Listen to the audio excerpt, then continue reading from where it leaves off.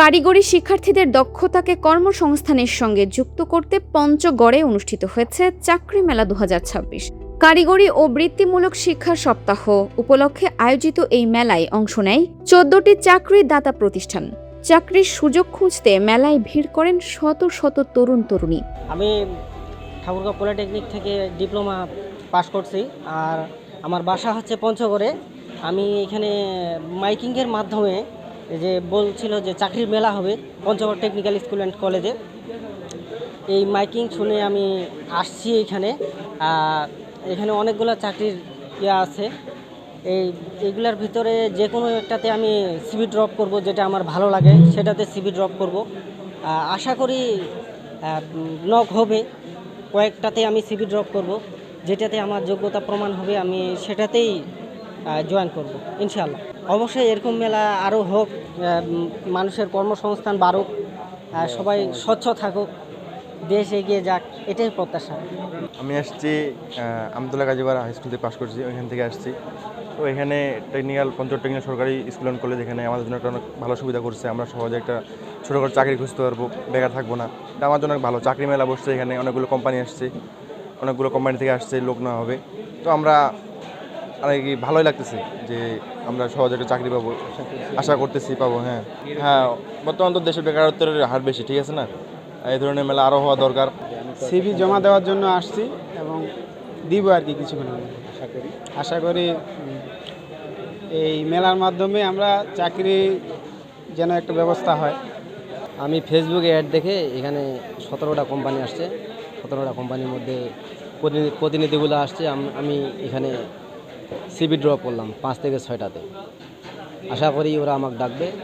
চাকরি এখানে CV drop দিচ্ছি, এখন ওরা চাকরি মেলার খবর শুনে এখানে আসছি।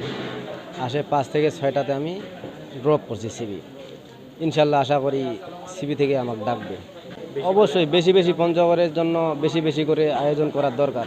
পঞ্চগড়ে তো অনেক বেকার পড়ে আছি আমি নিজেও মাস্টার্স কমপ্লিট করে বেকার পড়ে আছি। এই জন্য অবশ্যই বারবার যদি সুযোগ হয় এরকম চাকরির অফারের, তাহলে অবশ্যই ভালো হয়। শিক্ষা শেষে চাকরি খোঁজার দীর্ঘ প্রক্রিয়া অনেক সময় হতাশা বাড়ায় তরুণদের মধ্যে। সেই দূরত্ব কমিয়ে চাকরি প্রার্থী ও নিয়োগদাতাদের মুখোমুখি করতেই পঞ্চগড় সরকারি টেকনিক্যাল স্কুল ও কলেজে অনুষ্ঠিত হলো চাকরি মেলা 2026। কারিগরি ও বৃত্তিমূলক শিক্ষা সপ্তাহ উপলক্ষে আয়োজিত এই মেলায় অংশ নেয় বিভিন্ন খাতের 14টি চাকরিদাতা প্রতিষ্ঠান। আসলে আমরা জব ফেয়ার এখানে করা হয় এই জন্য যে আসলে পঞ্চগড়ের মানুষের ঢাকা যায় ইন্টারভিউ দেওয়া আসা একটা ব্যয়বহুল ব্যাপার, এবং এদের একটা ঢাকা যায় ইন্টারভিউ দিয়ে এরা ব্যয় সংকুলনের জন্য আমরা নিজেদের বা প্রজেক্টের অর্থায়নে আমরা এই জব ফেয়ারগুলো করে থাকি, যে তারা যেন বাড়ির কাছে আইসা ইন্টারভিউ নিয়ে যায় এবং এরা যেন সহজ ইন্টারভিউ দিতে পারে। এই জন্যই আমরা সাধারণত করি যে দূরত্ব চিন্তা। আসলে আমরা তো দক্ষ জনশক্তি তৈরি করি দেশের বেকারত্ব দূর করার জন্য। সেই জন্য আমরা সবসময় আমাদের এখানে ট্রেনিং হয় 3 মাস 4 মাস এবং অত্যন্ত ইফেক্টিভ ট্রেনিং, যার কারণে আমরা মোটামুটি বাংলাদেশের প্রত্যন্ত অঞ্চল হয়েও আমরা ট্রেনিংয়ের দিক দিয়ে আমরা আগাই আছি এবং আমাদের ট্রেনিং সফলতাও ভালো, আমাদের জব প্লেসমেন্টও ভালো। সেই হিসাবে আমরা গর্বিত। আশা করি আমাদের 10টা কি 12টা প্রতিষ্ঠান নাকি আসছে শুনলাম।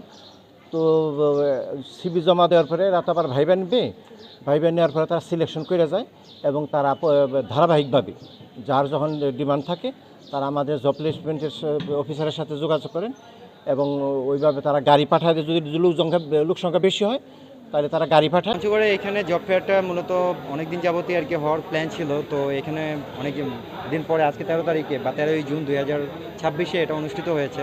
আমি মূলত আর্ট নেচার বাংলাদেশ লিমিটেড থেকে আসছি। আর্ট নেচার বাংলাদেশ লিমিটেডে বাংলাদেশে যেহেতু একটা প্রত্যন্ত অঞ্চল হচ্ছে পঞ্চগড়, এখান থেকে অনেকে হয়তো বা জব সেক্টরে যেতে চায় না, সবচেয়ে বড় একটা প্রবলেম। সো এখানে মেয়েদের জন্য একটা চাকরির সুবর্ণ সুযোগ নিয়ে আমি আসছি। এখানে মেয়েরা যদি চায় তাহলে অবশ্যই করতে পারে। মিনিমাম 8 পাস থেকে শুরু করে 8 এসএসসি এইচএসসি এবং ডিপ্লোমা অনার্স মাস্টার্স যারাই আছে। আর্ট নেচার বাংলাদেশ লিমিটেড হচ্ছে একটা জাপানিজ ফ্যাক্টরি। জাপানে হচ্ছে এদের মেইন ব্রাঞ্চ এবং ফিলিপাইন এবং বাংলাদেশে 2টা ব্রাঞ্চ ওপেন করা হয়েছে।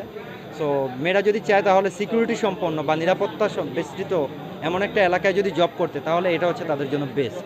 আর এখানে মোটামুটি সকাল থেকে আশানুরূপ রেজাল্ট আসতেছে, মেয়েরা সাড়া দিচ্ছে। সো এখন বাকিটা দেখা যাক যে হ্যাঁ তারা আজকে কথা দিচ্ছে সো কালকে যাবে কি যাবে না, দেন বাকিটা হয়তো বা তাদের সম্পূর্ণ ইনফরমেশন পাওয়ার পরে বা জব ফেয়ারটা শেষ করার পরে তারপরে গিয়ে আমি জয়েন করাতে পারবো কিনা বা জয়েন করবে কিনা সেটার উপরে ডিপেন্ড করবে। সকাল থেকেই সিভি হাতে চাকরি প্রত্যাশী তরুণ তরুণীদের পদচারণায় মুখর হয়ে ওঠে মেলা প্রাঙ্গণ। প্রায় 250 চাকরি প্রার্থী মেলায় অংশ নিয়ে বিভিন্ন প্রতিষ্ঠানে আবেদন করেন।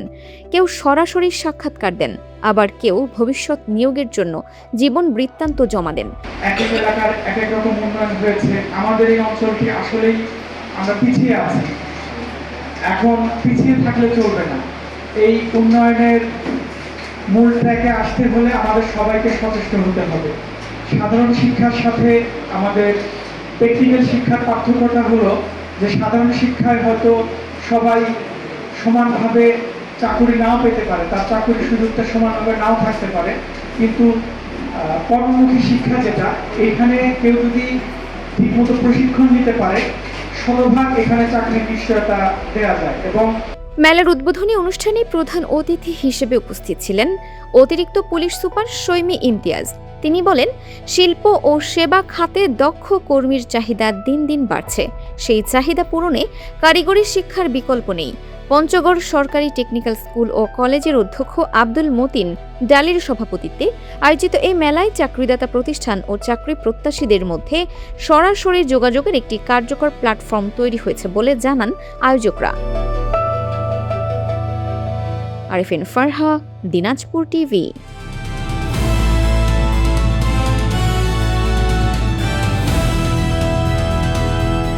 দিনাজপুর টিভি মানুষের জীবনের কথা বলে।